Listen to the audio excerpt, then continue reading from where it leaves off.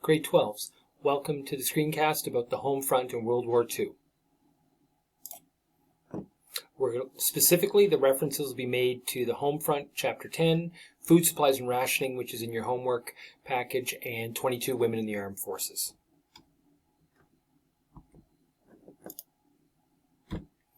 Now, are there similarities on the home fronts in the different countries, you might be wondering? Yes, there are, but there are also some very big differences. And in addition, are there similarities or differences for the women in the military? And I think you realize that's true as well.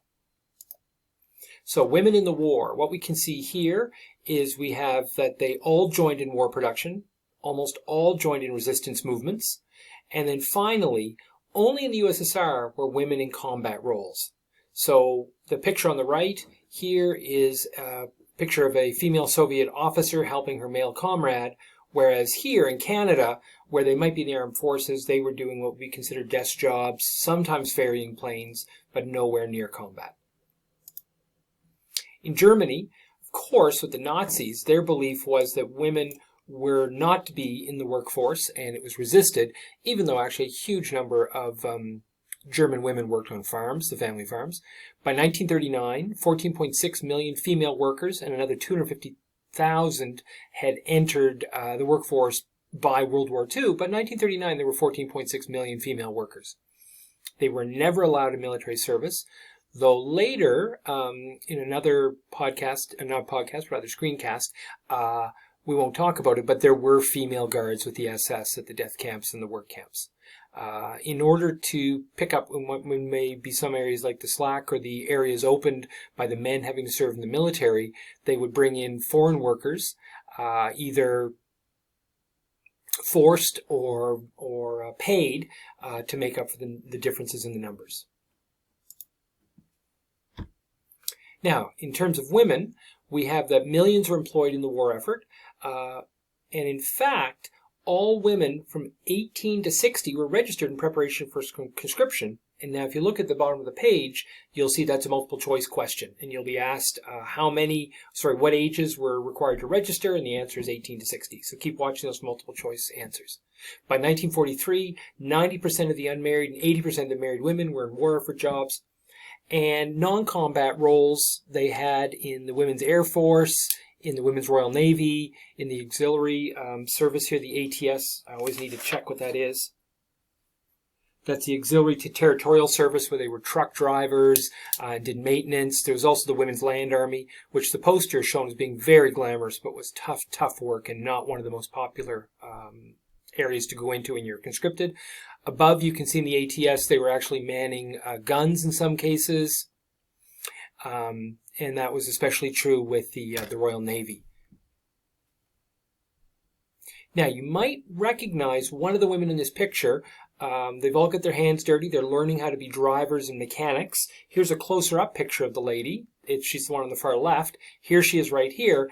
And I think many of you might recognize her if you've seen a TV show on Netflix, or maybe you've been watching some COVID-19 discussions. That lady right there is this one, the Queen of England, and she served and was a mechanic, and actually, by all accounts, quite an able mechanic who really enjoyed the work. Now, in the USSR, things were much different. There were tens of millions of men were conscripted, as you know, and millions were dying. So women were the farm laborers. They picked up the slack there, in some cases pulling plows because the horses were being requisitioned or taken by the Nazis, or having to serve the Soviet army. Over 800,000 served in the armed forces, and they served in combat roles. And the pictures you can see here, you can see that. I'll slide this over, and you'll see in the top picture here, this is part of an all-female bomber unit. There were 3 of them. They flew over 50,000 missions. They're known as the Night Witches. You can see a picture down here of the planes they used, antiquated wooden bombers that they had to glide in on at night because they were so slow and able to be taken out by anti-aircraft fire so well. And the Germans in the end nicknamed them the Night Witches. There were also, as you can see in this picture here, female tankers, and in some cases all female tank crews. So for the Soviets, the women were definitely involved. And one area of particular note was in the role of snipers. Here we can see a picture of a female Soviet sniper, and you can also see an account here of what happened in their training and how they were surprising the men, not a surprise, but surprising to the men at the time, that they were just as good or better than the men that were being trained. Now, were there similarities on the home fronts? Yes. The same but different? Yes. So, what you can see here in the pictures, let's take a look. Better potluck with Churchill today than humble pie with Hitler tomorrow. And don't waste food. So that was a big motivation because they just did not have a lot of food at the time. Another aspect was you can see here, and it's in the color reading, they're telling people to have their home back gardens, and then that will put food on the table and help everyone out. In the United Kingdom, from the start of the war, oil was rationed. Certain foods were rationed from January 1940, such as sugar and butter, as you could see. The poster on the right, the families are encouraged to grow food. And there weren't a lot of consumer goods when one has to remember that 50% of the industrial production went to the war effort. Okay, and again, a multiple choice question, but 50% of the production went to the war effort, and in some ways that would be similar to what existed in the 1920s and 30s under the 5-year plans with Stalin. Now, rationing on the home fronts. So we saw rationing in the UK. Let's look at the USSR. We can see here that many men were going off to war. Many women were staying behind to help out.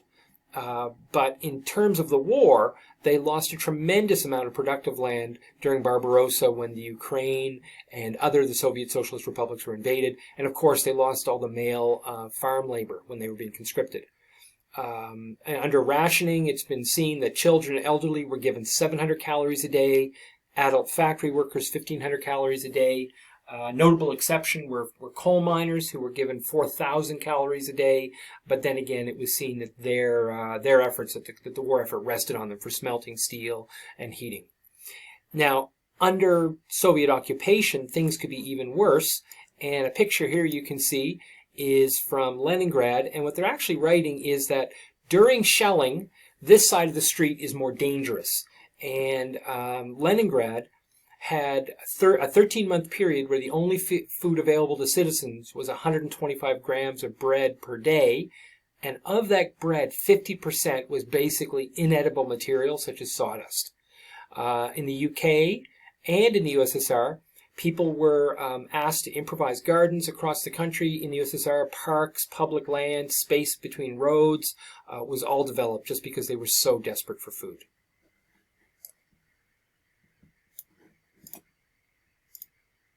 Rationing in Germany was not as bad in some ways because they could take the food from the occupied territories. But there still was a change. 3,000 calories a day in 39 was down to 2,000 a day by 45. But then, in contrast, that's much, much better than the Soviet Union, where adult factory workers were getting 1,500. You can see a ration card on the right here. And something that does need to be remembered is by the end of 44, there was less supply of food and other consumer goods, just simply because the collapse of the transportation system and the absolute lack of petroleum products and oil, even for industrial processes, let alone moving food around and domestic use. Now, we've covered war production in weeks 1 and 2. It's in the reading, but it's not on the quiz. Again, war production is not on the quiz.